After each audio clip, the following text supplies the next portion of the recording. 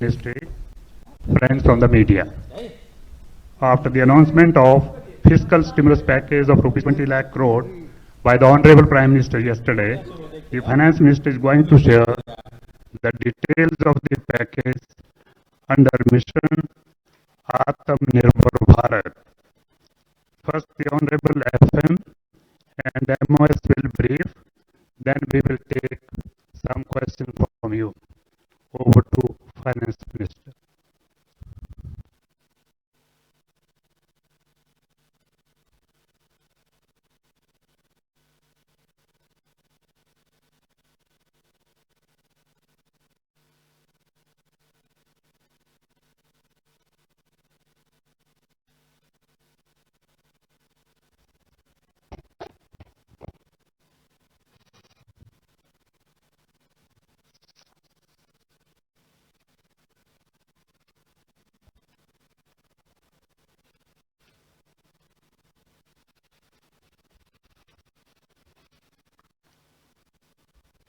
Good afternoon. Can you hear me with my mask or should I remove it? Are you okay? It's better now?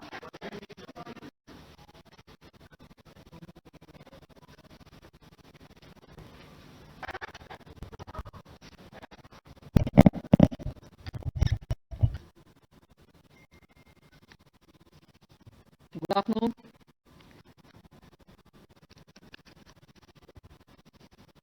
I'm sure all of you have heard the Honorable Prime Minister speak last night to the nation.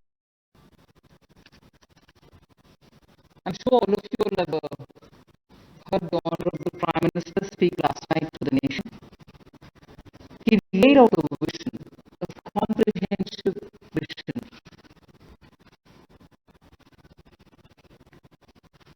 And that vision was laid out after wide and deep consultation with several sections of our society. And these discussions were held at various levels, with various ministries, and also gradually taken up to the level of the Prime Minister's office. And the Prime Minister himself has been spending considerable time to make sure that the inputs obtained are given due consideration and they form a part of the package that's being given to the country.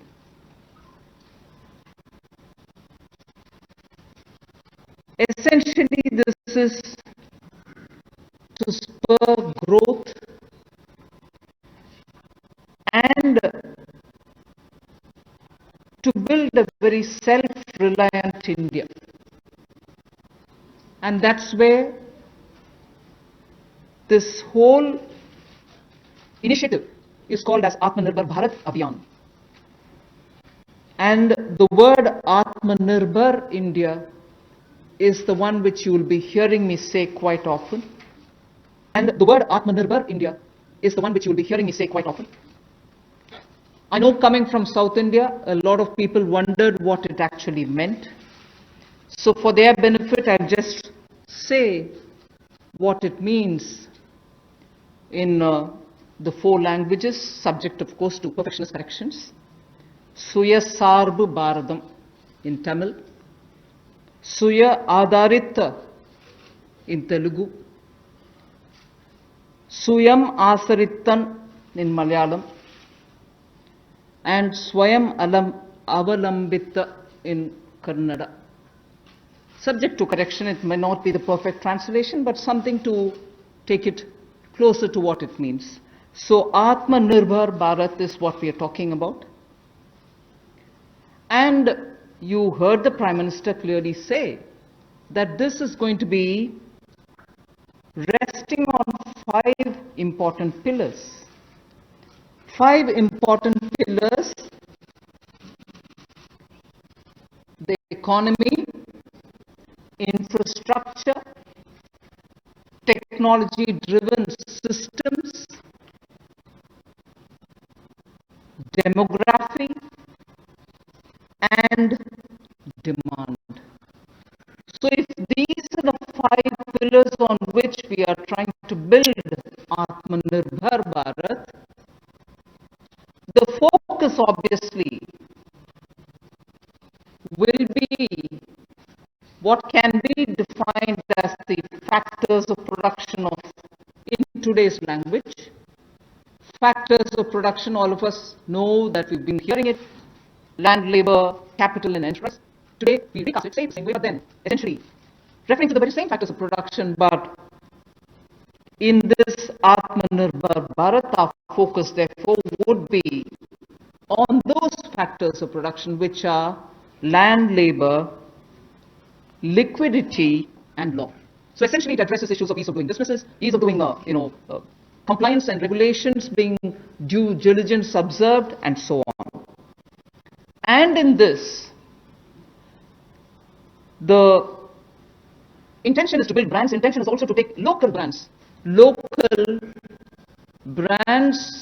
and build them to a global level. So there is a global value chain integration also as a part of this vision which the Prime Minister has put before us.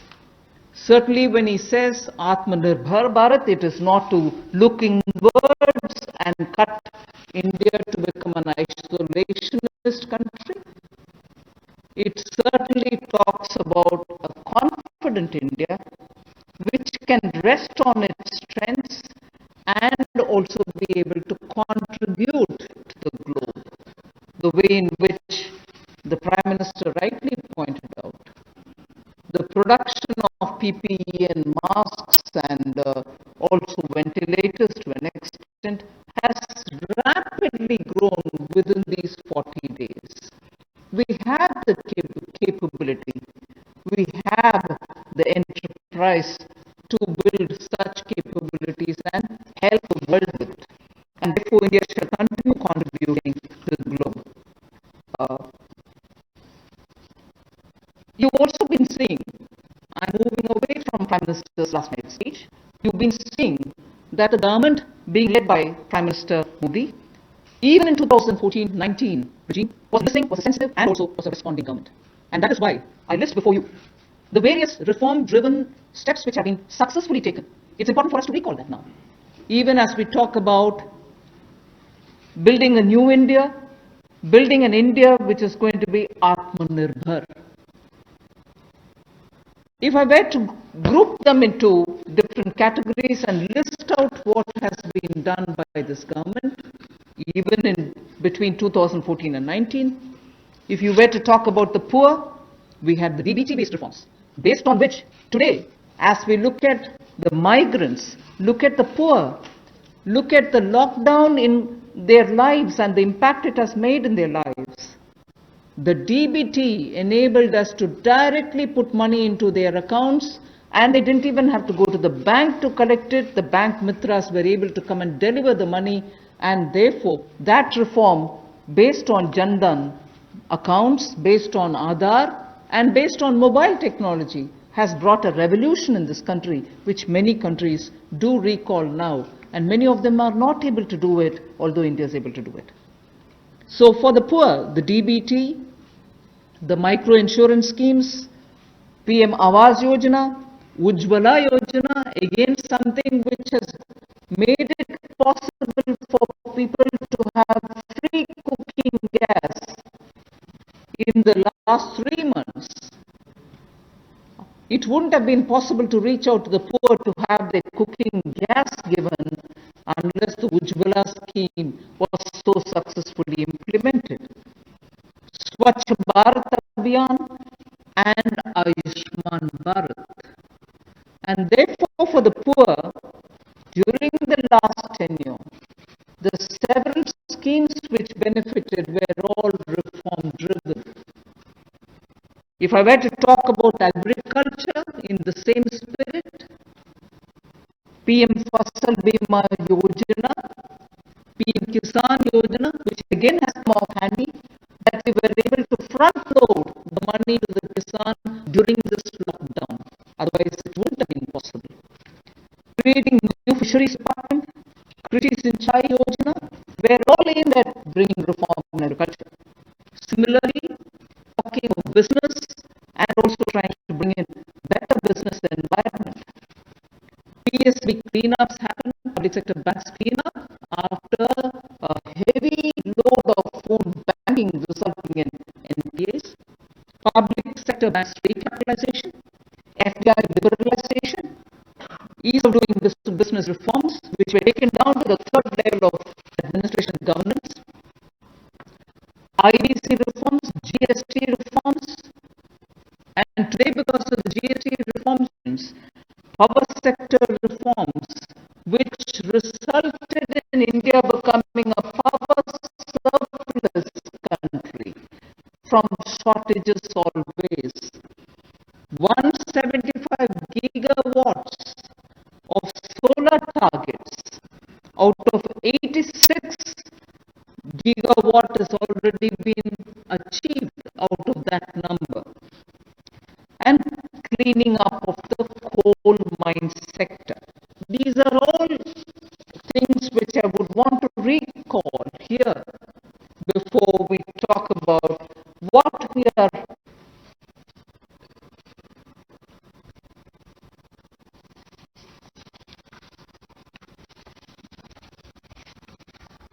नमस्कार। कोविड-19 में देश और दुनिया के सामने बहुत सारे संकट खड़े किए और इन चुनौतियों के समय में भी भारत के यशस्वी प्रधानमंत्री आदरणीय मोदी जी अवसर देखते हैं और कहीं ना कहीं पिछले कल का उनका जो देश के प्रति संबोधन था उसमें स्पष्ट तौर पर दिखता है कि आत्मनिर्भर भारत बनाने के लिए ये जो संकल्प उन्होंने लिया है, ये जो सोच अपनी देश के सामने रखी है, इसने एक नई ऊर्जा देशवासियों में भर दी है। जहां अपने घरों तक सीमित थे लोग, आज वो आत्मनिर्भर भारत बनाने के इस संकल्प में जुड़ने जा रहा है और संकट में अवसर देख रहा है। और शायद यही कारण है कि दुनिया के मुकाबले अगर भारत का देखा जाए तो इस लड़ाई में बहुत अच्छे कदम रहे। यहां तक कि दुनिया भर के देशों में दवाइयां तक पहुंचाने का भी संकट के समय में अगर किसी ने काम किया तो भारत की दवाइयों की कंपनियों ने किया, जिसमें भारत को बहुत प्रशंसा भी मिली है। यही नहीं, सबसे पहले कोविड-19 को चलते मोदी सरकार ने जो पहला कदम उठाया वो प्रधानमंत्री गरीब कल्याण योजना के रूप में लेकर आए कि देश के गरीब को भूखा ना रहना पड़े, उसको कोई दुख तकलीफ ना हो। और 1,70,000 करोड़ का ये पैकेज माननीय वित्त मंत्री जी ने आप सबके सामने रखा था। और यही नहीं, कंप्लायंस की कोई दिक्कत ना हो कि आपको कानूनी तौर पर वैधानिक रूप से कोई जो नियमों का पालन कर रहा है उसमें आप रहना जाए तो उसकी भी छूट 3 महीने का मॉरेटोरियम पीरियड आपको दिया गया। फिर आरबीआई के माध्यम से भी घोषणाएं हुई जिसमें लिक्विडिटी का फायदा आप सबको मिला, देश के करोड़ों लोगों को। तो मेरा मानना यह है कि रिफॉर्म्स की जब माननीय प्रधानमंत्री जी बात करते हैं कि आत्मनिर्भर भारत हमने बनाना है, तो उसके 5 स्तंभ की उन्होंने बात की है, 5 पिलर्स की बात की है, जिसके विस्तार में उल्लेख माननीय वित्त मंत्री जी ने किया है। मैं एक बात इसमें और कहना चाहता हूं कि ये जो हम इकोनॉमी की बात करते हैं, अर्थव्यवस्था की बात करते हैं, पहला स्तंभ आधारभूत ढांचा हमारा ऐसा हो जो आधुनिक हो। और यही नहीं, हमारे सिस्टम जो है वो 21वीं शताब्दी में हमें विश्व गुरु बना सकें, उस लायक हम बनाएं। वाइब्रेंट डेमोग्राफी की हम बात करते हैं, युवा शक्ति को हम राष्ट्र शक्ति और राष्ट्र निर्माण के रूप में लगाएं और उनका लाभ उठाएं। और डिमांड को कैसे बढ़ाना है और डिमांड सप्लाई चेन का समन्वय कैसे बना रहे और अर्थव्यवस्था आगे और कैसे बढ़े, इसके इस्तेमाल को करने की भी जरूरत है। बोल्ड रिफॉर्म्स का पूरा लेखा जोखा माननीय वित्त मंत्री जी ने पिछले 6 वर्षों का दिया है। मैं यही कहूंगा, बड़े निर्णय करने के लिए मोदी जी जाने जाते हैं। चाहे वो गुजरात में आए भूकंप के समय वापस कच्छ को खड़े करने की बात हो, या आज के संकट के समय भारत में पीपीई और मास्क के निर्माण की बात हो। और कहीं ना कहीं यही सोच भारत को आत्मनिर्भर भारत बनाने जा रही है। और इस आत्मनिर्भर भारत जो मूवमेंट है, इसमें हम आप सबको जोड़ने आए हैं। 20 लाख करोड़ का ऐतिहासिक पैकेज माननीय मोदी जी ने पिछले कल घोषणा की है और प्रधानमंत्री जी ने हमें निर्देश दिया है कि प्रतिदिन अलग अलग सेक्टर्स को लेकर आप सबके बीच में आकर इसकी विस्तार में हम लोग जानकारी दें। तो माननीय वित्त मंत्री जी आपको अगली जानकारी देंगे कि आज किस सेक्टर को लेकर हम आप सबके बीच में आए हैं। लेकिन बोल्ड रिफॉर्म्स 6 वर्ष भी होती रही, अब भी होगी, जब तक भारत आत्मनिर्भर नहीं हो जाता उस दिशा में लगातार काम चलता रहेगा। So I broadly explained about the reform steps which were taken during the previous 14 to 19 tenure of this government. And after the 2019 elections, the July budget was presented. Post that, immediately, in this very hall, we met several times, over several fortnights, when we had to respond to the call of the hour, the need which was felt by the SMEs and many others. And all this only to underline the fact that you're speaking with a sensitive, a responsive, and a government which believes in consultation. So then after that, the budget of February 2020 was presented, but soon after came Corona. And after the parliament session was concluded, within hours of the announcement of the lockdown, the PM Garib Kalyan package was announced, about which Amos has briefly referred. The numbers are something which are worth recalling here because we are going to have to build on that. 52,606 crores into DBT account of 41 crore bank account holders, the Jan Dhan account holders. 18,000 crore worth grain and pulse transfers happened, in which 48 lakh metric tons of wheat and rice have been distributed, costing 69 crores, to 69 crore account ration card holders. 71,738 metric tons of pulses have been distributed to 6.25 crore card holders. Aside from this, non-card holders have also been distributed grains. And I mentioned a minute ago about the Ujjwala scheme, which helps distribution of free cylinders. Divyang and old age pensioners have all been also given assistance.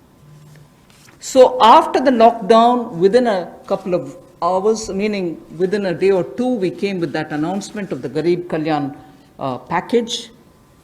With that, there was also a compliance and also due diligence related deadline dates which were postponed so that ease of compliance could come in. Beginning today, I come over to speaking about today. Beginning today, for the next few days, I shall be coming with this entire team before you to put out the details of the vision which PM has put forth yesterday. So PM's vision for a self-reliant India, we will come with the details in various tranches beginning today, and we shall not forget in each of the tranches that we are talking about that we do have a responsibility towards the poor of this country, towards the needy of the country, towards the migrant workers of this country, the Divyang and the aged. So the tranches will of course be for all our convenience, suitably bringing grouped items which have some correlation. Alongside, you also had the Reserve Bank of India coming up with a lot of liquidity infusion, about which the data which will be shared with you all will go into greater detail about the quantum that they came up with, the LTROs and the TLTROs. I'm not getting into it so that you'll get the data, but we are not going into it.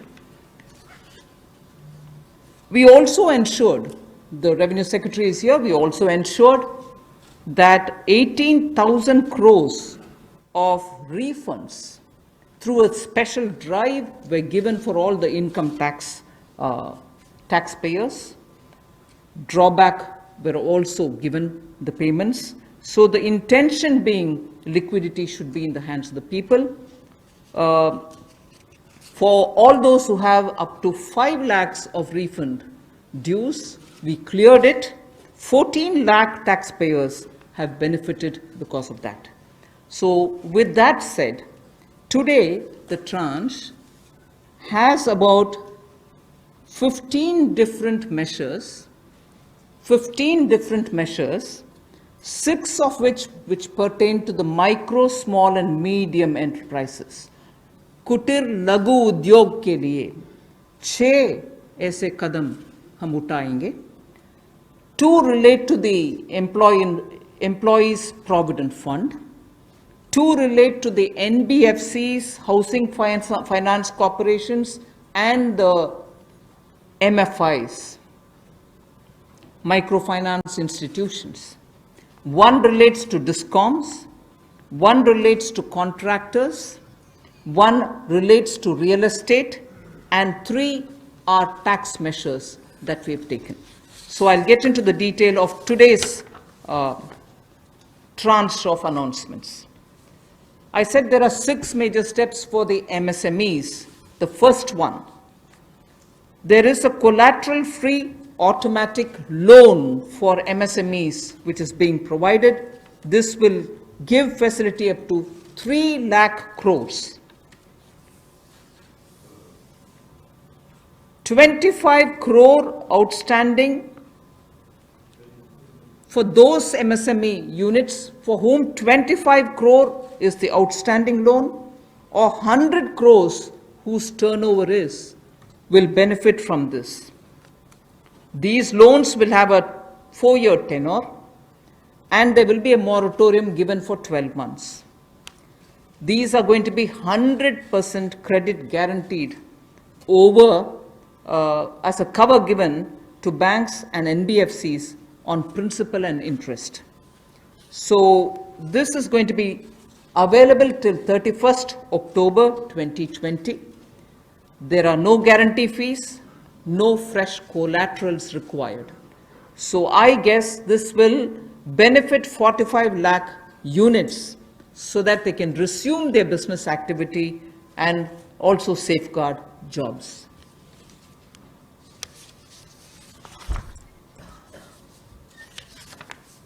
प्रधानमंत्री गरीब कल्याण योजना में जहां सबसे पहले Covid health workers के लिए 50 लाख रुपए की इंश्योरेंस पॉलिसी का प्रावधान किया गया था, वहीं पर 80 करोड़ गरीबों को 5-5 किलो गेहूं या चावल देने का प्रावधान किया गया और पूरे देश भर में पीडीएस के अलावा अतिरिक्त ये 5-5 किलो उनको दिया गया, पिछले महीने भी और इस महीने भी। इसके अलावा ये प्रति व्यक्ति 5-5 किलो था और प्रति परिवार दाल देने का भी काम किया गया 1 किलो। और इसके अलावा जो हमारे वृद्ध, विधवा, दिव्यांग हैं उनको भी जनधन खातों में सीधा पैसे डाले गए, 500-500 रुपये, 1000 रुपये उनको टोटल डाला गया। इसके अलावा जो 20.5 करोड़ जनधन योजना खाता धारक थे, ऐसे 41 करोड़ खातों में भी 52,606 करोड़ रुपया अब तक ट्रांसफ़र कर दिया गया है। 8 करोड़ उज्ज्वला योजना के जो उपभोक्ता हैं उनको मुफ्त में 3 महीने 1-1 सिलेंडर देने की बात हुई थी, जब तक उनको सिलेंडर की आवश्यकता है। उसकी प्रक्रिया भी शुरू हो गई और दे भी दिए गए। यहाँ तक कि जो पीएम किसान के लिए भी 2,000 रुपया ऐसे करोड़ों किसानों के खातों में उसको ट्रांसफ़र कर दिया गया। तो जितनी घोषणाएं उस पीएम गरीब कल्याण योजना के अंतर्गत की गई थी, उन पर सारे कदम भारत सरकार द्वारा उठाए गए और करोड़ों भारतीयों को इसका लाभ माननीय प्रधानमंत्री नरेंद्र मोदी जी के माध्यम से मिला है। जहां तक व्यापारी वर्ग की बात है, आम आदमी की बात है, कंप्लायंस का बर्डन उसके ऊपर ना आए, घर से बाहर नहीं जाते थे, तो उसके सामने जो संकट था कि वो कैसे समय सीमा रहते अपनी कंप्लायंस पूरी कर सके, उसमें भी उसको छूट दी गई और उसको भी 3 महीने आगे बढ़ाया गया, जिससे उसको लाभ मिला है। आरबीआई ने भी जो महत्वपूर्ण घोषणाएं की उससे लाखों करोड़ रुपए की लिक्विडिटी मार्केट में आई है, जिससे पूरे देश को लाभ मिला है। और इसकी जानकारी आप सबके सामने पहले भी रखी है, केवल आज एक बार फिर आपके ध्यान में लाने की ज़रूरत पड़ी तो उसको किया है। एक जो मीडिया के माध्यम से हमारी जानकारी हमें मिली और जो वीडियो कॉन्फ्रेंस और बाकी सब वार्तालाप बाकी लोगों से हुआ, मध्यम सूक्ष्म लघु उद्योग, कुटीर उद्योग, घरेलू उद्योग जो है, इन सब के सामने बहुत बड़ी मुसीबत थी कि पैसों की भारी कमी थी। इन सब के लिए क्या किया जाए, ये भारतीय अर्थव्यवस्था की रीढ़ है। ये जो हमारा सूक्ष्म लघु मध्यम उद्योग है, कुटीर उद्योग है, गृह उद्योग है, इन सब का एक बहुत महत्व है। 12 करोड़ से ज़्यादा लोगों को ये रोजगार देते हैं। तो ऐसे कारोबार और व्यापार करने वाले, विशेष तौर पर एमएसएमई सेक्टर जो है, इसके लिए आज एक बहुत बड़ी घोषणा है कि collateral free automatic loan 3 lakh crore रुपए का मध्यम सूक्ष्म लघु कुटीर और गृह उद्योग को मिलेगा। इसमें किसी को अपनी ओर से कोई गारंटी, कोई कोलेटरल देने की आवश्यकता नहीं है और इसका समय सीमा भी 4 वर्ष की होगी और पहले 12 महीने यानी कि पहला 1 वर्ष उनको प्रिंसिपल रीपेमेंट नहीं करना पड़ेगा, इनके मूलधन का चुकाना नहीं पड़ेगा, मूलधन को नहीं चुकाना पड़ेगा और 12 महीने की इस पर छूट रहेगी और 4 वर्ष के लिए उनको ऋण दिया जाएगा। तो 3 लाख करोड़ रुपए का ये ऋण, ये हमने बगैर किसी गारंटी, बगैर किसी कोलेटरल के भारत के मध्यम सूक्ष्म लघु उद्योग, कुटीर और गृह उद्योग के लिए मोदी सरकार ने करके दिया है। I just move to the next one, which is about a 20,000 crore subordinate debt proposition which we are bringing. If the earlier one, which was just now explained by the MOS, was for standard MSMEs who, because of lockdown, couldn't move forward because they didn't have money, they didn't have cash coming in. So for buying raw materials or paying the wages, if they had a problem, you had that emergency credit line which we spoke about just a minute ago. Now I come to talking about subordinate debt through which we want to infuse about 20,000 crores. These are meant for stressed MSMEs. So if you're providing for the standard, you're now providing for the stressed MSMEs. Now the stressed MSMEs do have a problem of equity. So for them, through a subordinate debt provision, we want to provide about 20,000 crore liquidity. 2 lakh MSMEs are likely to benefit from this. The functioning of the MSMEs which are NPA or are stressed, all of them will be eligible. For this subordinate debt-based scheme, NPAs or stressed MSMEs will all be eligible for this. The government will be providing about a 4,000 crore as its contribution to the CGTMSE, the Credit Guarantee Trust, and they will be then able to provide the partial credit guarantee support to the banks, as a result of which stressed and NPA MSMEs will immediately benefit. तनाव में जो सूक्ष्म लघु मध्यम उद्योग या कुटीर या गृह उद्योग हैं, उनकी इन परिस्थितियों को देखकर गौण कर्ज या अधीनस्थ ऋण के रूप में 20,000 करोड़ रुपए का प्रावधान इन स्ट्रेस्ड एमएसएमईज के लिए किया गया है, ताकि इनकी जो कमी आती थी उस कमी को दूर किया जा सके। और इसमें भी लगभग 2 लाख से ज़्यादा मध्यम लघु सूक्ष्म कुटीर उद्योग को लाभ मिलने वाला है और ये 20,000 करोड़ का गौण ऋण ये तनाव वाली एमएसएमईज को दिया जाएगा। The next of the MSME linked steps that we are taking, this is the third. There is a fund of fund being created for infusing about 50,000 crore as equity into the MSMEs. This will benefit those MSMEs who have the potential and who are viable. So we spoke about those who are standard, we spoke about those who are NPAs and stressed. Now I'm talking about MSMEs who may be doing viable business and who need hand-holding because of the situation thanks to the COVID. So this fund of fund with a corpus of 10,000 crores through mother fund and daughter fund framework will be able to provide the growth potential MSMEs greater support, and this we think will help MSMEs to expand their capacities, and this will also encourage them eventually to get listed in the markets which they can choose. जो मध्यम लघु सूक्ष्म उद्योग अच्छा कर रहे हैं, विस्तार करना चाहते हैं, आगे बढ़ना चाहते हैं, लेकिन उनके आकार को बढ़ाने की, क्षमता को बढ़ाने की सुविधाएं नहीं मिल पाती थी, तो उसके लिए फंड्स ऑफ फंड्स का प्रावधान किया गया है और इस फंड्स ऑफ फंड्स के माध्यम से 50,000 करोड़ की इक्विटी इन्फ्यूजन होगी, ये हम करने जा रहे हैं। इससे इन सभी अच्छा काम करने वाले मध्यम लघु सूक्ष्म उद्योगों को अपना आकार और क्षमता बढ़ाने का अवसर मिलेगा। The next one is something which all of us have been waiting for a long time, about the definition of MSMEs. I'm sure you heard from several sources that this discussion has been going on. We have now come to a stage where we can happily announce that the definition being changed is being changed in favor of the MSMEs. Because there was always this fear in very successful MSMEs also, that if they outgrow the size of what is defined as an MSME, they'll lose the benefits that they get as an MSME itself.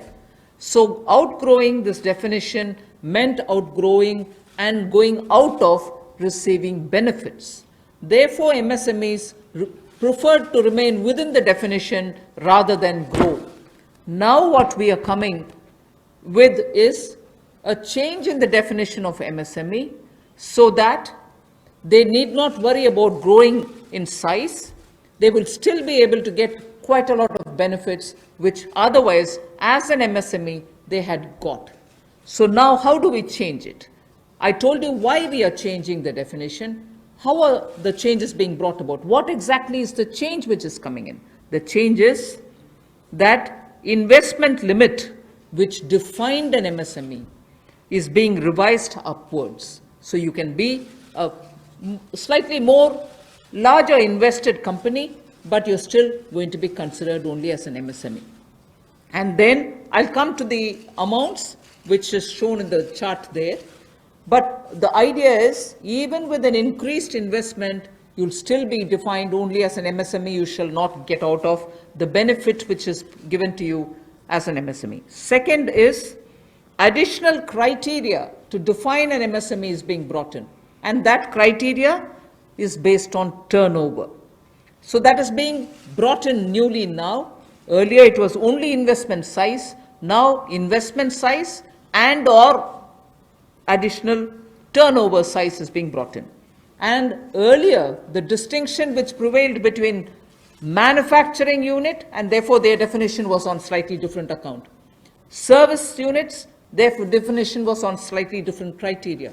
Now that differentiation between manufacturing and service MSME are being removed. Manufacturing MSME or service-based MSME shall all be defined similarly. And then, therefore, the chart that is there before you will tell you what was earlier and what is now. What was earlier defined with an investment of 25 lakh as micro unit will now have investment allowed till 1 crore. So they'll still be called a micro unit even if the investment is up to 1 crore. Now, in that, service investments of 10 lakhs were called as micro earlier. Now, because the distinction is removed, service also will have the benefit of being called a micro unit, even if the investment is 1 crore. Over and above it, I did say that in addition to investment as a definitional criteria, we are bringing in the criteria of turnover also. So now your investment can be up to 1 crore and your turnover can be up to 5 crore. You shall be called as micro, this or that. Your investment can be 1 crore and your turnover can be 5 crore, up to 5 crore, you will be micro enterprise. And so on. So small will be up to 5 crore, manufacturing enterprise. Services was up to 2 crore. Now the definition is changed to 10 crores and 50 crores. Investment and turnover, and so on. The table explains it.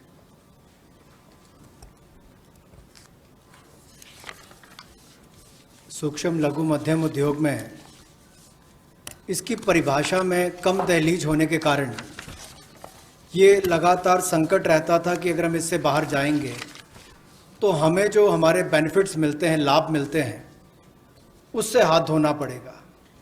और यही कारण था कि हमारे कुटीर सूक्ष्म लघु उद्योग कभी बड़ा बनने का सपना नहीं देखते थे, और सपना देखते भी थे तो ये जो सीमा इसके लिए रखी गई थी, कम दहलीज थी, इसके कारण ये बड़े नहीं हो पाते थे। और कहीं ना कहीं जो आज कंपटीशन है उसमें फिर ये बहुत पीछे रह जाते थे। वर्षों लंबित मांग है, वर्षों से मैं सुनता आ रहा हूँ, चौथी बार एमपी बन गया, कब से शुरू हो रही, आज तक वही मांग है। मैं धन्यवादी हूँ प्रधानमंत्री मोदी जी ने इस पर यह कदम उठाने के लिए कहा है। और जो पहले क्राइटेरिया था कि मैन्युफैक्चरिंग यूनिट जो है वो 25 लाख से कम इन्वेस्टमेंट की होगी तो माइक्रो में आएगा, और सर्विस एंटरप्राइजेज जो थी वो 10 लाख तक की अगर उसने इन्वेस्टमेंट की होगी तो माइक्रो में आएगा। अब इसमें एक बदलाव किया गया है कि निवेश की लिमिट को तो बढ़ाया गया है, साथ में कारोबार को भी जोड़ा गया कि आपने व्यवसाय या कारोबार कितना उस वर्ष में किया है। तो इसको इन्वेस्टमेंट को बढ़ाकर माइक्रो के लिए 25 लाख से बढ़ाकर 1 करोड़ तक की जो इन्वेस्टमेंट करेगा वो माइक्रो यूनिट कहलाएगा।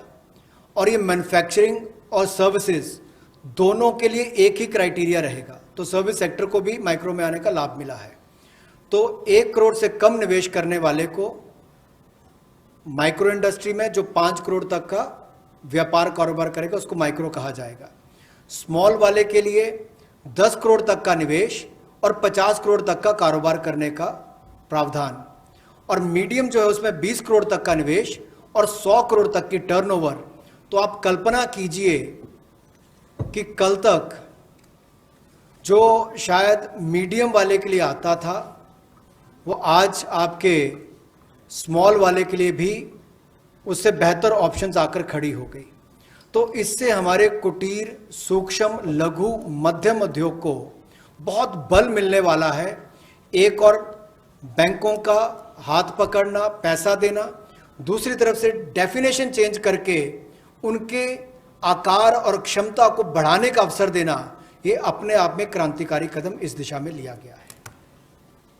I move to the fifth step in the MSMEs. I said total 6 measures have been are getting announced today.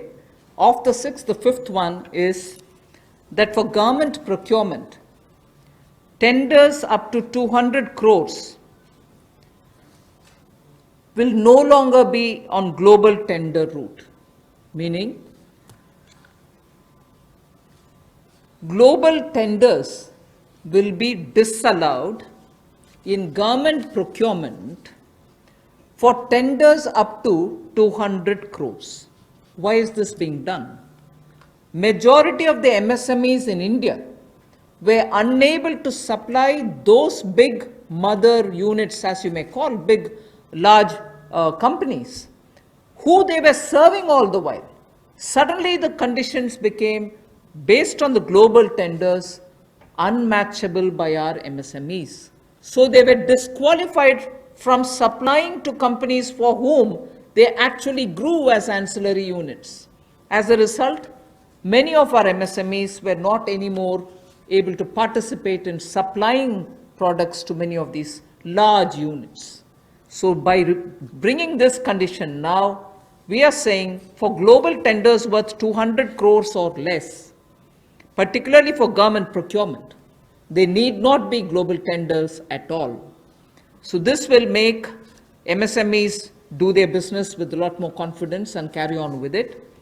Self-reliant India will also then be able to serve Make in India, because small units can now be participant in government purchases. पिछली 2 slides में भी आपने देखा होगा कि कुटीर सूक्ष्म लघु मध्यम उद्योग के लिए जो बड़े कदम उठाए गए हैं, 3 लाख करोड़ के कोलेटरल फ्री और कोई नई गारंटी दिए बिना एक और से ऋण उपलब्ध करवाना, उसके अलावा जो बाकी कदम उठाए गए और उनकी परिभाषा बदलने का काम भी किया गया, तो ये कदम उससे एक और स्तर ऊपर है कि ये सब बदलने के बाद उनको कामकाज जब मिले तो कंपटीशन में कहीं ना कहीं अनफेयरनेस जो होती थी, उसमें हमारे लोकल उद्योग वो पीछे रह जाते थे। तो लोकल को बल, लोकल से ग्लोबल तक जाने की बात जो कल तक प्रधानमंत्री जी ने कही, उसी दिशा में एक ये कदम है। लोकल के लिए वोकल भी, लोकल को बल भी, लोकल से ग्लोबल भी। तो ये इसीलिए ग्लोबल टेंडर्स जो हैं, ये 200 करोड़ तक से कम वाले जो हैं, इसमें यानी कि 200 करोड़ से कम वाले में ग्लोबल टेंडर्स नहीं होंगे। इसमें हमारे सूक्ष्म लघु मध्यम उद्योग को लाभ मिलेगा और कहीं ना कहीं आत्मनिर्भर भारत की जो हम बात करते हैं, उस दिशा में कदम ये भी उठाया गया है। The 6th step towards MSMEs is post-COVID, trade fairs, exhibitions are going to be very difficult. So we shall ensure that e-market linkage is provided across the board for all these MSMEs so that they're able to find their market easily in the absence of being able to participate in trade fairs which cannot be held in this environment. Also, very importantly, Government of India and also CPSEs, where there are receivables by MSMEs, we now announce that within the next 45 days, all their receivables will be cleared. The CPSEs and Government of India will honor every MSME receivable within the next 45 days.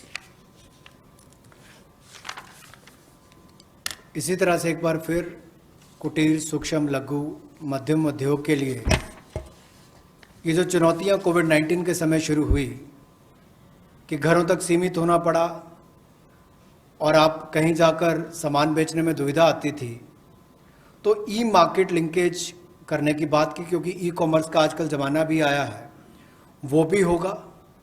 और इसके अलावा व्यापार मेलों में कैसे वो involve हो सके, उनका शामिल होना हो, प्रदर्शनियों में उनकी पार्टिसिपेशन हो सके, इसके लिए कदम उठाए जाएंगे। और जो हमारे सार्वजनिक केंद्र उपक्रम है, उसमें जो अगर उनके कोई पेंडिंग पेमेंट्स है, सरकारी है या PSUs में है, उनको भी अगले 45 दिनों में बल देकर वापस उनकी पेमेंट हो, ऐसा प्रयास किया जाएगा ताकि जल्द से जल्द उनकी पेमेंट हो, ताकि उनको राहत मिल सके। I now move to talking about EPF. You were aware during the Pradhan Mantri Garib Kalyan package, some measures were extended for the EPF. In that, we had said units which have 100 workers, 90% of whom are earning less than 15,000 rupees, will be able to draw from their EPF from the funds because they needed money in their hands. We have now, and for the 3 months, the payment of EPF also was given relaxation. What I would now like to say before you is a liquidity relief is being given for all EPF establishments. In this, 12% which is paid by the employer and 12% by the employee contribution we extend the support which Government of India gave for another 3 months. We had given it for March, April, and May up to May 2020. The payments were made into their eligible accounts by Government of India for March, April, and May. Nearly 3.6 lakh establishments benefited from this. Liquidity relief of 2,500 crores to 72.22 lakh employees is now being proposed to be provided by extending this contribution for the next 3 months also. June, July, and August 2020, the EPF contribution will be paid by Government of India, and this shall provide 2,500 crore liquidity support. So what was given earlier for March, April, and May is now being extended for another 3 months, which will be June, July, and August, and therefore we shall be infusing 2,500 crore liquidity, and 72.22 lakh employees will benefit from it. 1,70,000 crore के प्रधानमंत्री गरीब कल्याण package में एक सुविधा दी गई थी कि EPF जो है, प्रोविडेंट फंड जो है, वो 12% जो कर्मचारी उसका भी और जो नौकरी देने वाला उसका भी 12% भारत सरकार देगी। और ये पहले 3 महीनों के लिए हमने किया था, जिसकी भुगतान कर भी दिया गया पहले 2 महीनों के लिए, और इसको अगले 3 महीने और बढ़ा दिया जाएगा।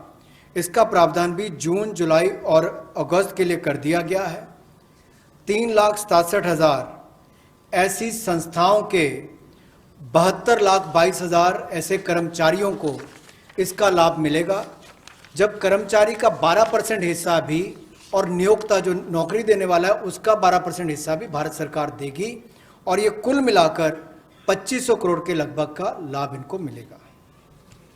The next on EPF again, in order to provide more take-home salary for the employees and also to give relief to employers in the payment of PF for those which have not been covered under the earlier description, which is if you have 100 employees, 90% of whom are drawing less than 15,000, we announced a scheme earlier, which I'm extending for another 3 months. That's what was announced a minute ago.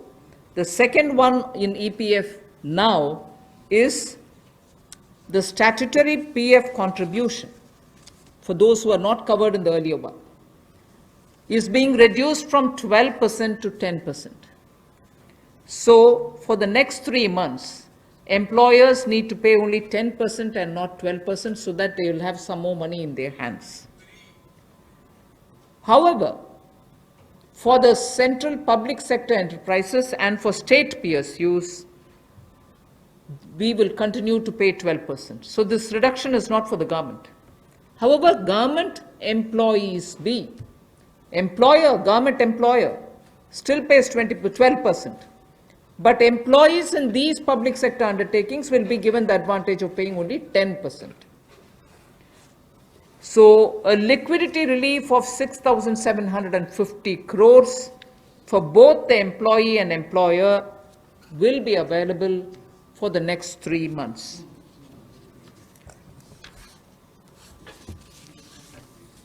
एक और प्रावधान, क्योंकि आज के समय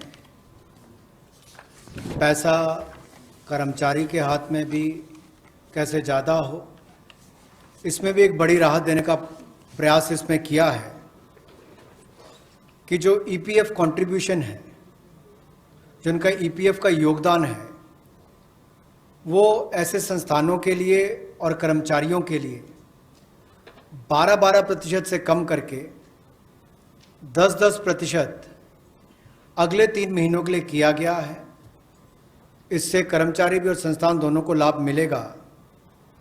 लेकिन जो सरकारी हमारी संस्थान है, सेंट्रल पीएससीज हैं, इनके लिए 12% ही रहेगा, उसमें कोई बदलाव नहीं किया गया है। तो इससे कुल मिलाकर 6,750 करोड़ रुपए का लिक्विडिटी सपोर्ट इनको मिलेगा और एक तरह से 6,750 करोड़ रुपए ज़्यादा इनके हाथ में आएगा। The next one is about non-banking financial companies, housing finance corporations, and microfinance institutions. We have been hearing, in spite of a lot of steps which the RBI took, in spite of all the provisions that we made between the July budget and the February budget, it was felt that the NBFCs were not able to get enough resources. And particularly, some NBFCs which were not very highly rated had particular difficulties in comparison to the others. So, Government of India now launches a 30,000 crore special liquidity scheme. Under the scheme, investment will be made in both primary and secondary market transactions, where investment grade debt papers, this is not infusing equity, this is taking and buying debt papers of NBFCs, housing finance corporations, and microfinance institutions. And not high quality debt papers, they can be investment quality also. So this we expect will have an impact on those struggling NBFCs who need money to carry on with business. And these NBFCs are also those who have been funding MSMEs. So in order for these NBFCs to keep their network of MSMEs served, this infusion is absolutely necessary.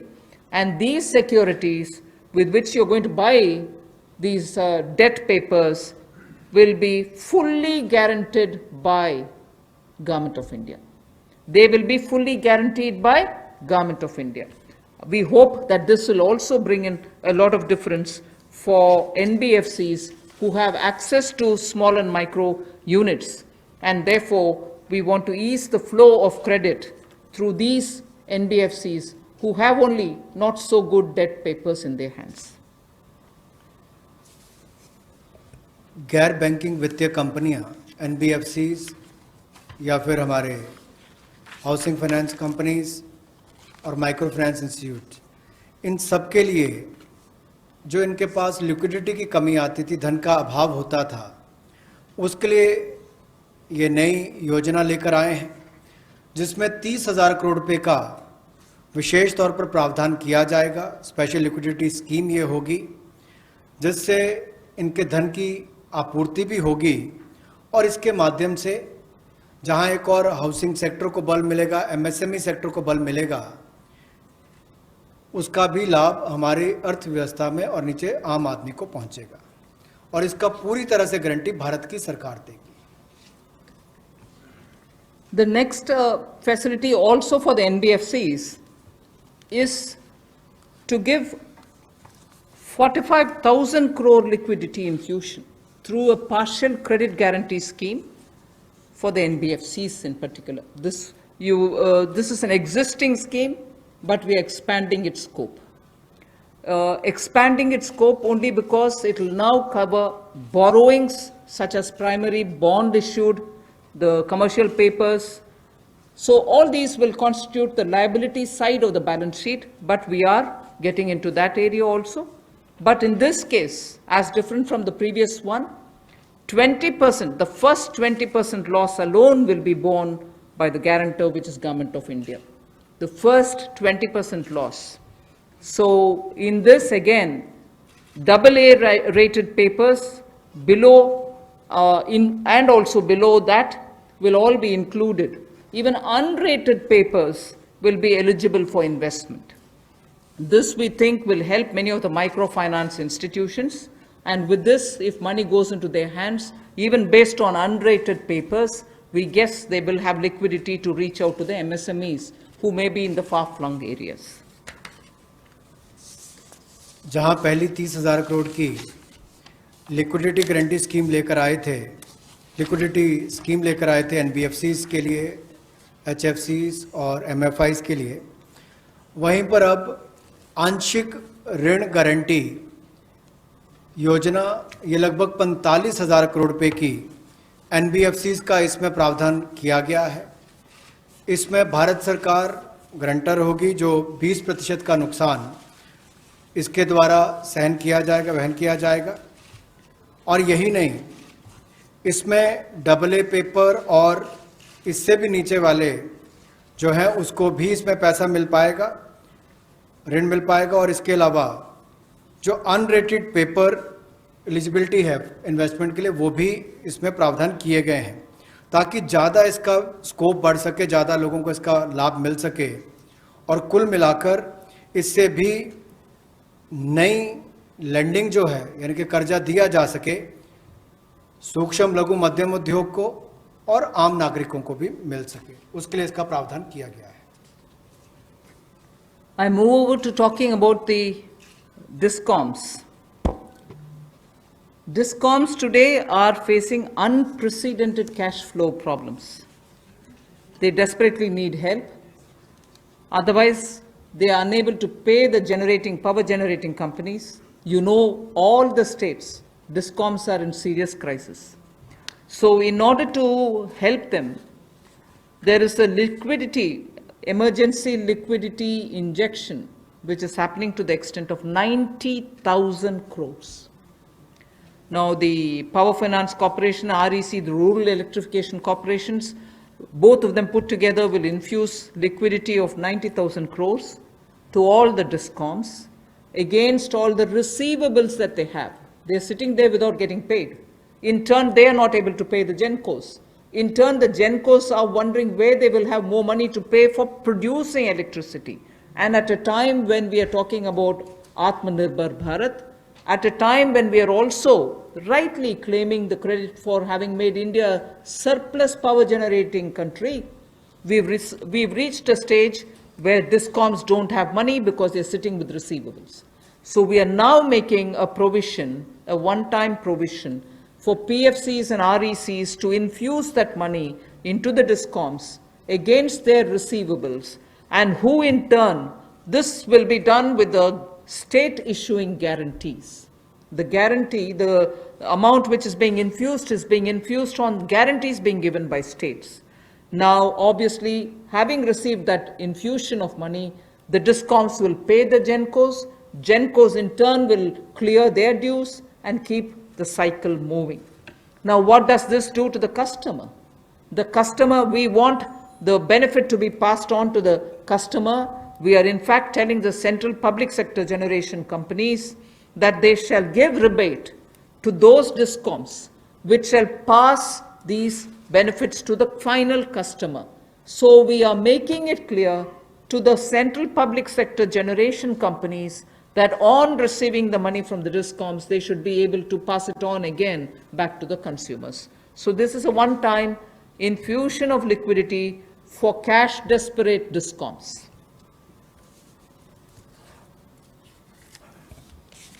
बिजली वितरण कंपनियों की आय में जो भारी कमी आई है और लेनदारी जो इनके कई राज्यों से बढ़ी है, उसके कारण भी ये अभूतपूर्व नकदी प्रवाह की स्थिति इनको देखनी पड़ रही है। इन परिस्थितियों में आम उपभोक्ता को भी नुकसान ना हो, बिजली उत्पादन करने वाले भी और बिजली वितरण करने वाले भी इस अभूतपूर्व समस्या में कहीं उलझ कर ना रह जाएं, इसके लिए 90,000 करोड़ रुपए का प्रावधान डिस्कॉम्स के लिए किया गया है, बिजली वितरण कंपनियों के लिए किया गया है।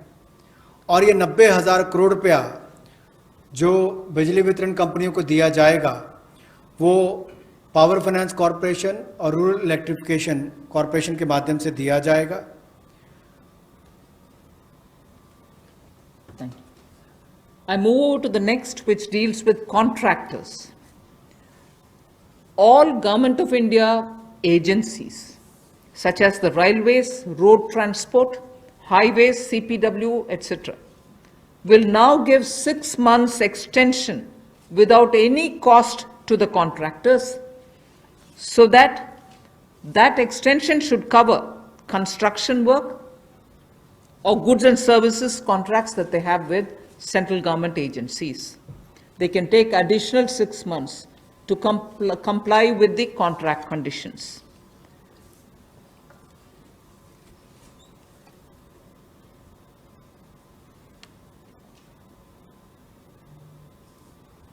I didn't get it. Up to 6 months.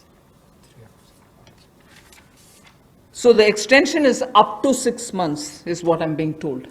Okay. Covers construction, this shall cover construction work or cover even goods and services contracts. It will also cover completion of works and intermediate milestones that they may have. This will also cover and extend concessional period which is given in PPP contracts. So even the concessional periods will get extended up to 6 months.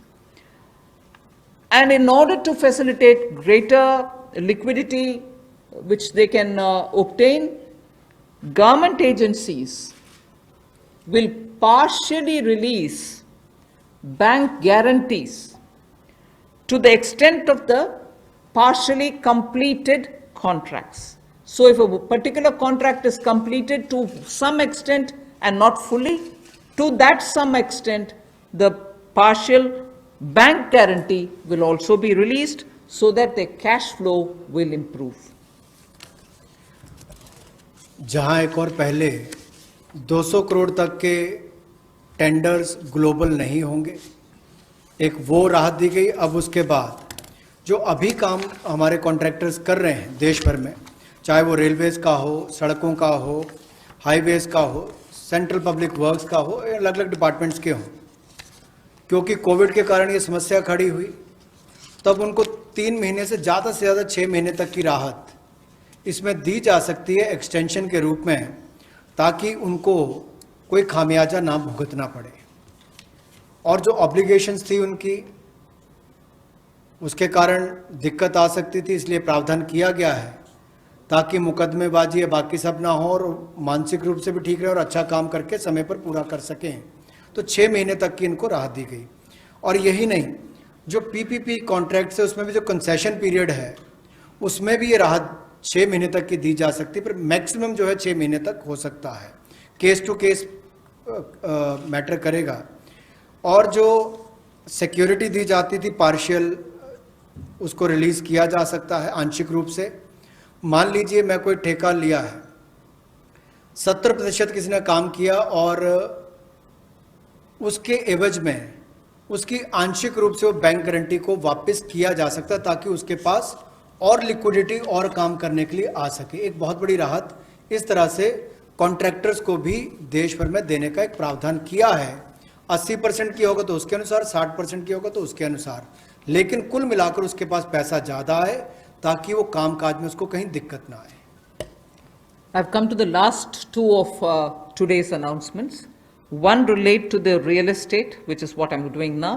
The next has direct taxation related reliefs, which has 3 different aspects. So the last two, one is on the real estate and the next is on the taxation.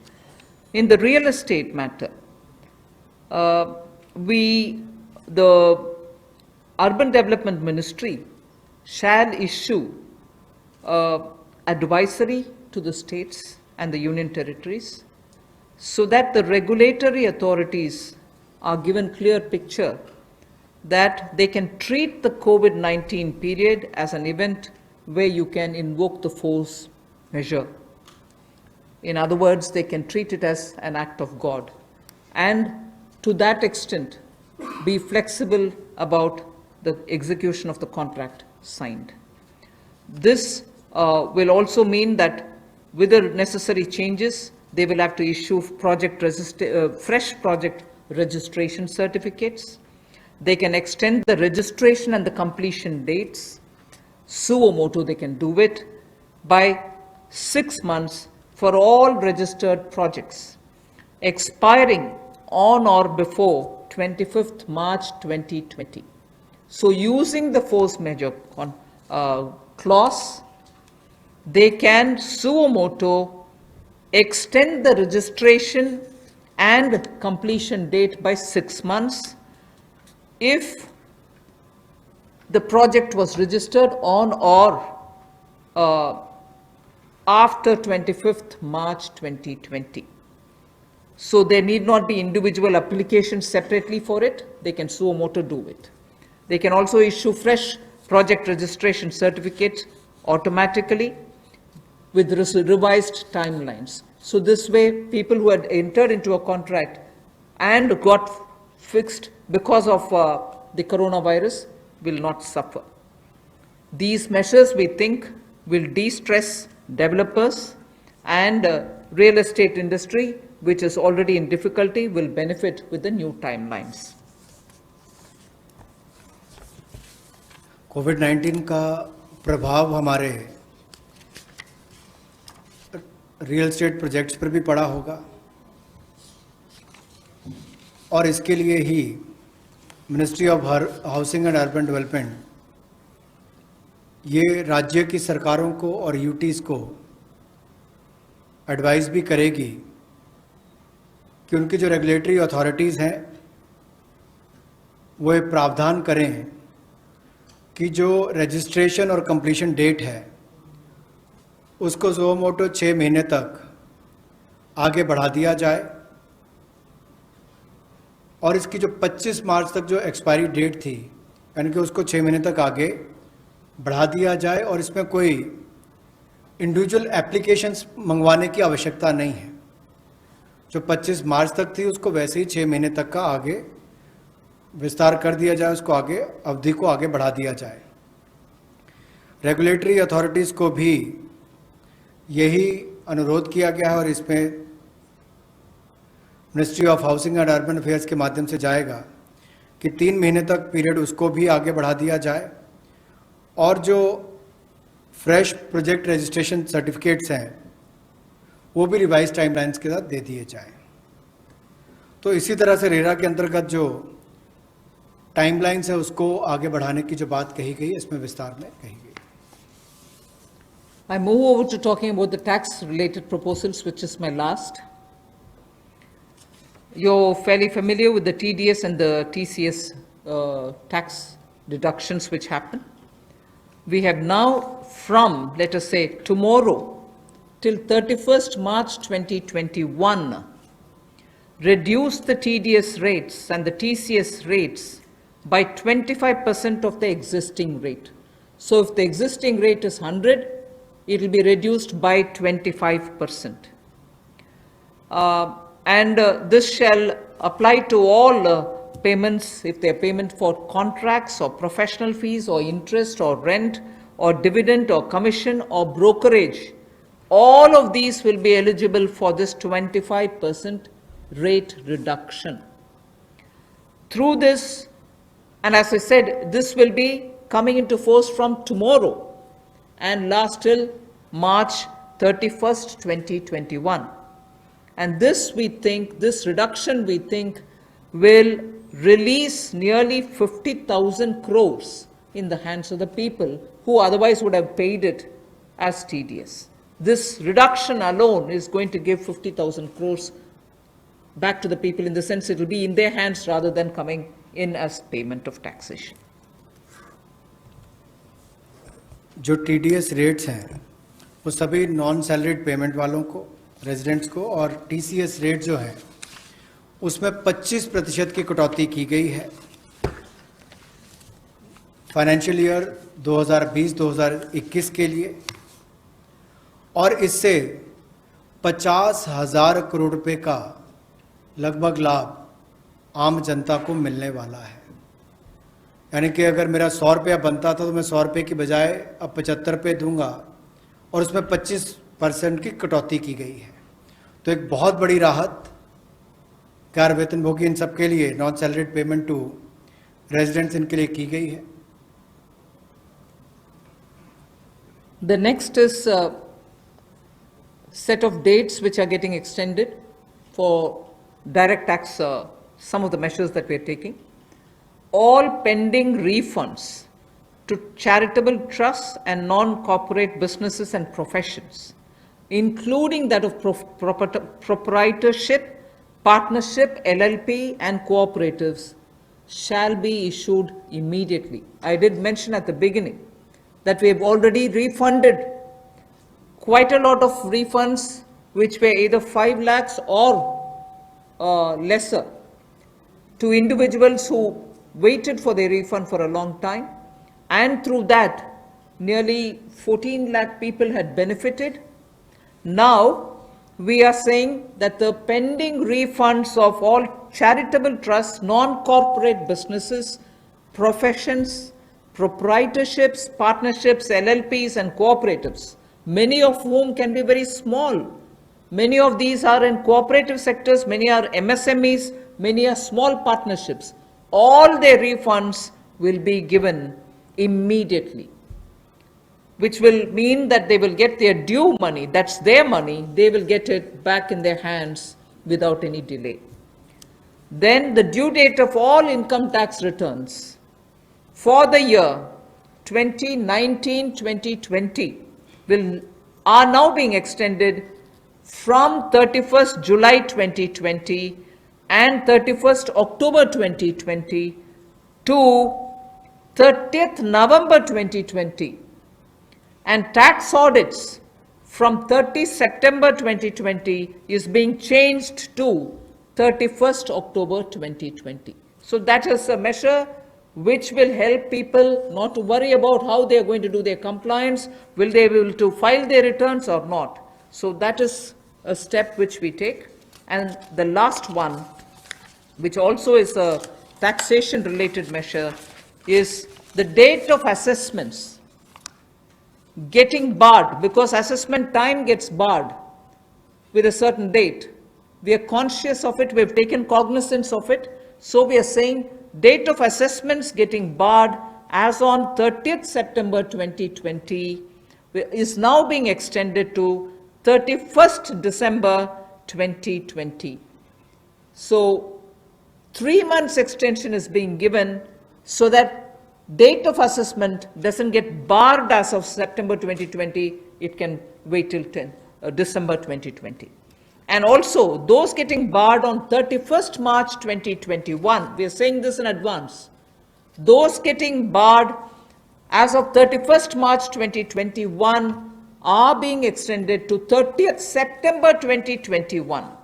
There are clear now, again 6 months extension for those March. We are telling that in advance. 31st March 2021, which we are getting debarred, will now be moving over to 30th September 2021. And the last point that I would want to share with you all for this evening is, you know, we've launched this Vivad Se Vishwas scheme for making payment, and there was a component that you had to pay 10% extra if it is beyond a certain date.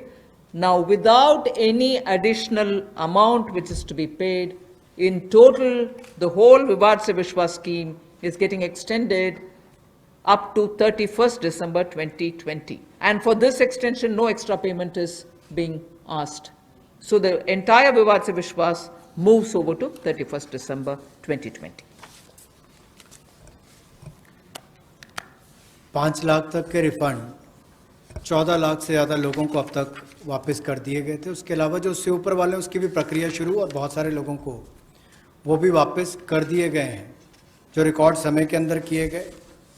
अब इसके अलावा जो pending refunds हैं, चाहे वो charitable संस्थाओं के हों, ट्रस्ट के हों, या नॉन कॉरपोरेट बिजनेस या प्रोफेशंस के हों, यानी कि प्रोप्राइटरशिप, पार्टनरशिप, एलएलपी, कोऑपरेटिव्स, इनको भी जल्द ही इनके रिफंड्स इशू कर दिए जाएंगे ताकि पैसे की कमी कहीं पर ना आए।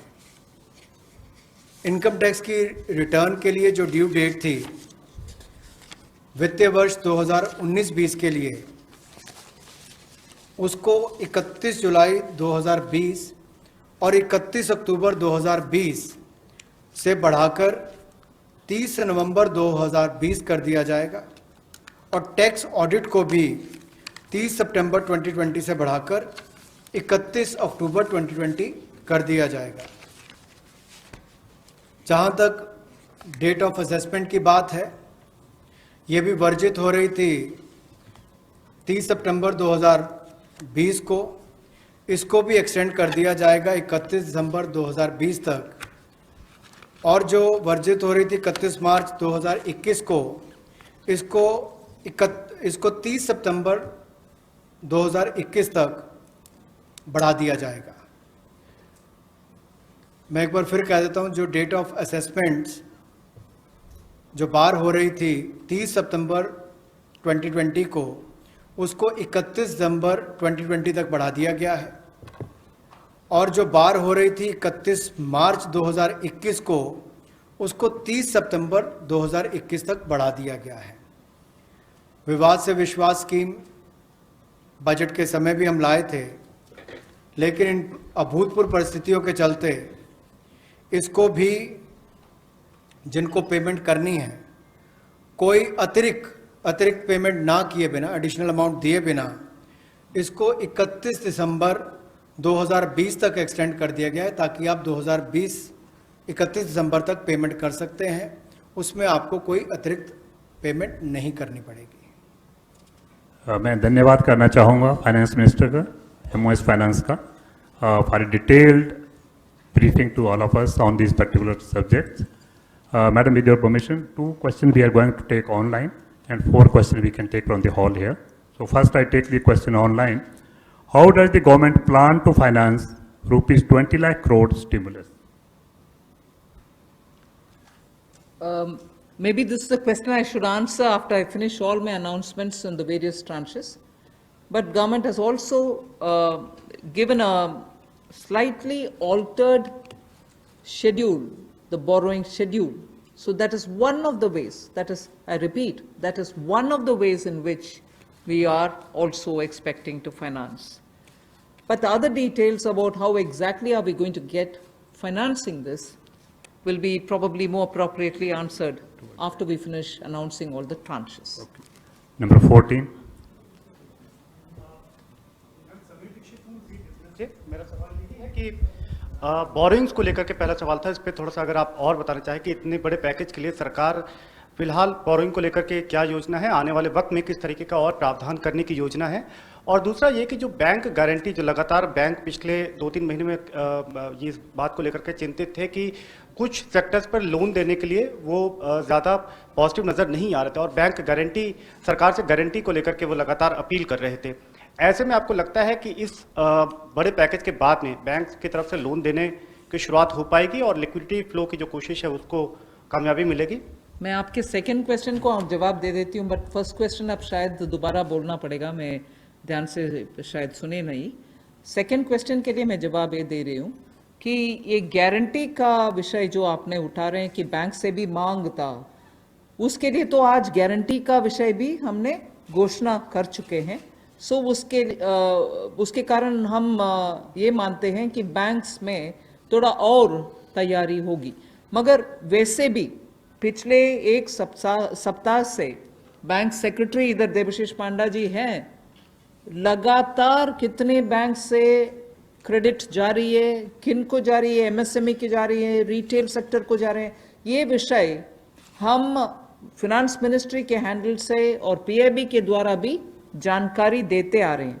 इसमें हम स्पष्टता से ये समझें कि बैंक्स लोन देने से संकोच नहीं कर रहे हैं। सैंक्शन किए हुए लोन्स हैं जिसमें बैंक का ये कहना है कि सैंक्शन करने के बाद भी कस्टमर आकर के लॉकडाउन खत्म होने के बाद हम आकर लेंगे, प्लीज तब तक आप पैसा रिलीज ना करें, ऐसे रिक्वेस्ट कस्टमर रख रहे हैं बैंक के सामने। मैं ये नहीं कह रही हूं सभी कस्टमर्स ऐसे बोल रहे हैं, मगर ज्यादातर कस्टमर्स ये बोलने की वजह से सैंक्शनड लोन का विवरण हम दे रहे हैं हर 2 दिन के एक बार, फिर भी वो अमाउंट रिलीज क्यों नहीं होता। और ये भी प्रश्न उठते हैं कि क्यों बैंक्स रिवर्स रिपो में, रिजर्व बैंक में लगातार पैसा डाल करके आ रहे हैं। कारण यही है कि सैंक्शन करने के बाद भी क्लाइंट्स उनके अपने चॉइस पर कह रहे हैं कि लॉकडाउन निकालने के बाद, हटने के बाद हम पैसा रिलीज करवाएंगे आपसे। सो ये भी है विषय, हम इसका पूरे हर पहलू अंडरस्टैंड करने का आवश्यकता है। Your first question? That's all right. That's covered. Number 12. I'm Sapna here. Very good afternoon. Ma'am, 2 questions. A lot of queries are coming from various quarters that after the announcement of the additional borrowing by the government last Friday of 4.2 lakh crore approx, how much is of that's going to be taken care in terms of meeting the revenue gap, ma'am? and the stimulus which you've just mentioned. And ma'am, in today's announcements, would you be able to give us any indication as to what would be the cash outgo by the government? I think your first question is largely addressed already about where are we going to get the money from, and is the debt market going to be able to receive the announcement that's been made by the government last Friday. Yes, you're seeing how the market is responding, and that's no secret. It's not something anyone can hide. It's public domain information. I have broadly indicated the amounts, but in any case, end of the all the announcements, 4 or 5 announcements, you'll get to know. And in any case, the Honorable Prime Minister has clearly said what is the total size of the stimulus package. Ma'am, related question online hai. Does the package announced by the Prime Minister yesterday is a standalone one, or it is inclusive of earlier package of 1.7 lakh crore and the other security item 65 lakh crore liquidity measures announced by the RBI? Does this all? As I said, whoever has asked that question online can wait till all the announcements are made. Number 9. Ma'am Monika ji business ma'am MSME sector में पहले से ही बहुत ज़्यादा liquidity crunch था और UK Sinha committee ने ये सारी रिकमेंडेशंस पहले से ही दे दी थी, तो इतना समय क्यों लग गया? क्या हम लॉकडाउन का इंतज़ार कर रहे थे? और दूसरा ये कि अप्रैल के जीएसटी नंबर्स अभी तक नहीं आए हैं, तो एमएसएमई सेक्टर से काफ़ी कंप्लेंट्स आ रही हैं और वो काफ़ी रिक्वेस्ट कर रहे हैं कि एक जीएसटी एमनेस्टी स्कीम उनके लिए आ जाए, तो क्या हम उसकी आशा कर सकते हैं? एमएसएमई के लिए अभी इतने सारी घोषणा, पता नहीं मुझे क्यों आप उसको लॉकडाउन के लिए हम कौन इंतजार करते हैं जी लॉकडाउन के लिए? आप क्षमा कीजिए, मुझे कैसे उसका जवाब देना है पता नहीं चल रही है।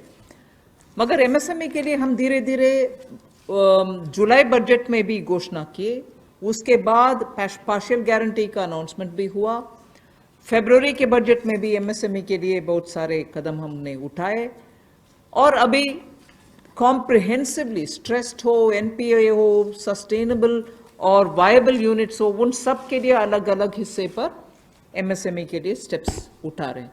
और जीएसटी रेवेन्यू के ऊपर रेवेन्यू सेक्रेटरी को मैं बोलूंगी कि प्लीज।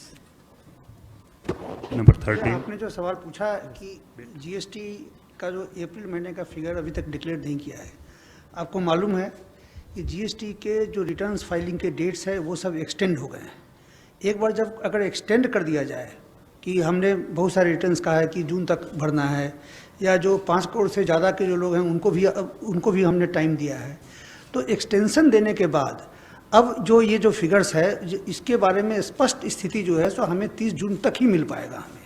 तो इसीलिए हम लोगों ने उस फिगर को अभी तो जो लोग पैसे दे पा रहे हैं वो दे पा रहे हैं, बाकी लोग 30 जून तक उनको अवधि दी गई है, उसके बाद ही हमें स्पष्ट स्थिति मालूम पड़ेगा कि कितना पैसा आया, किन लोगों ने रिटर्न फाइल किया है। जहाँ तक कि आपने एमएसएमई की बात की, जीएसटी रिफंड इस एक महीने में, अप्रैल महीने में टोटल इस फाइनेंशियल ईयर में अब तक करीब 11,000 करोड़ लोगों को जीएसटी का रिफंड दे दिया गया है। 11,000 करोड़ एक महीने में, और उसकी संख्या भी मैं बताऊं अगर तो करीब 27,000 लोगों को आईजीएसटी का रिफंड मिला है, और जो बाकी जो जीएसटी का जो रिफंड है करीब 1,39,000 लोगों को जीएसटी का रिफंड मिला है।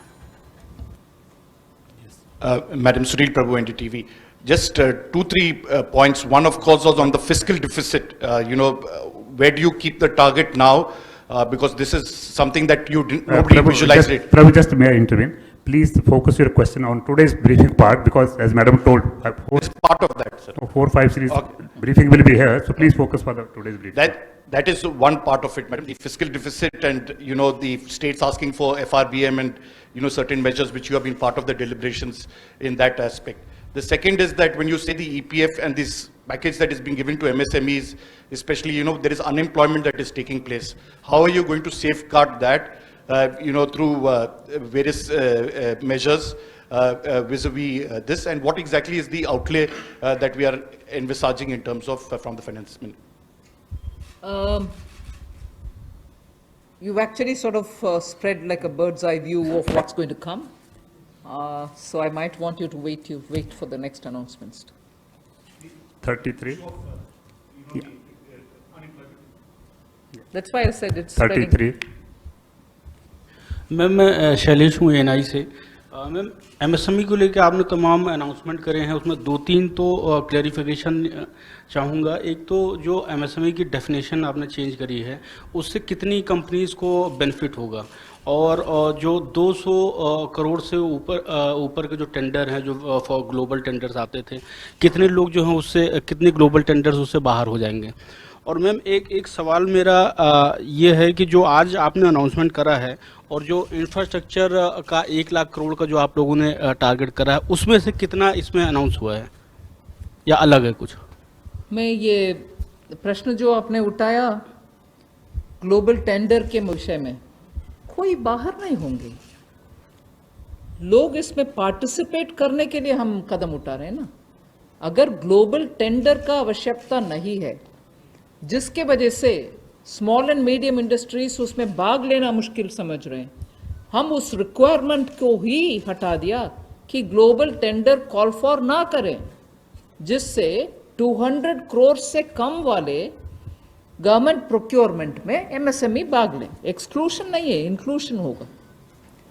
Last question, 104.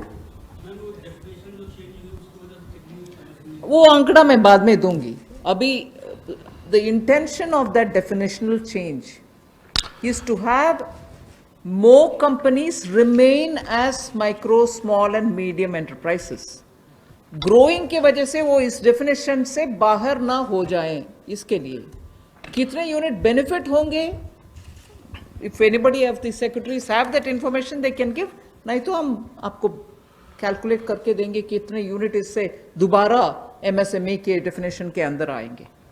मैं आमिर हूँ न्यूज़ नेशन से। एक ब्रॉड पिक्चर को लेकर के एक सवाल है कि जो लॉकडाउन की स्थिति हुई उसके बाद से अब तक भारतीय अर्थव्यवस्था को कितना नुकसान पहुंच चुका है, और दूसरा ये कि जो ये आपका स्टिमुलस पैकेज है 20 लाख करोड़ का, लॉकडाउन की स्थिति आगे भी बढ़ती है और ये स्थिति ऐसे ही बनी रहती है तो इससे इसको कितना अर्थव्यवस्था को फायदा पहुंचेगा और कितना अब तक नुकसान अर्थव्यवस्था को हो चुका है?